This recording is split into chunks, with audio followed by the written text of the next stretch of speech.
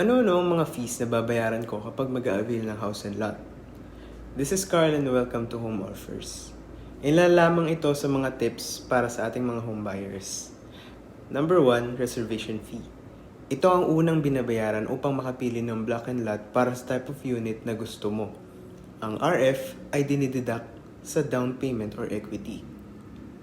Number 2, down payment or equity. Ito ay binabayaran ng installment. Pwedeng 6 months term, 12 months, or 24 months, depende sa status ng construction ng bahay na napili mo. Kung ito ba ay turnover build, ongoing construction, o pre-selling. Kung ready for occupancy naman ang unit na gusto mo, usually kailangan bayaran ng buo ang down payment or equity bago i-process ang loan mo sa Pag-ibig or bank. Number 3, monthly amortization of housing loan. Dahil nag-loan ka sa Pag-ibig or bank, ito ay may corresponding monthly amortization depende sa term ng loan. Sa Pag-ibig, ang maximum ay 30 years with 6.375% interest annually na may 3 years repricing period. Sa bangko naman ay may maximum na 20 years to pay. Ang interest rate ay depende sa bank kung saan accredited ang developer na kinuhanan mo ng bahay. Ito ay naglalaro sa 7 to 8% per annum. Number 4, move-in fees. Ito ay one-time payment na binabayaran para sa water and electric connection, garbage collection fee, street lights, HOA membership, and monthly dues, at iba pa. May mga developers na walang move-in fees. Ibig sabihin, self-application ng pagpapakabit ng kuryente at tubig at pagpapamember para sa Homeowners Association at iba pang fees. Number 5, construction bond. Ito ay kailangan para sa house renovation. Kung ikaw ay may balak na magpa-improve o magpa-expand ng bahay, ang construction bond ang nagsisilbing security para sa developer kung sakaling may matamaang pipelines o may masira sa kapitbahay ang contractor o workers habang ginagawa ang bahay mo.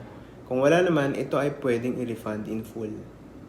Number 6, house insurance. Dalawang insurance para sa bahay, ang MRI at fire insurance. Usually, ito ay nakatak-in na sa monthly amortization para sa housing loan mo.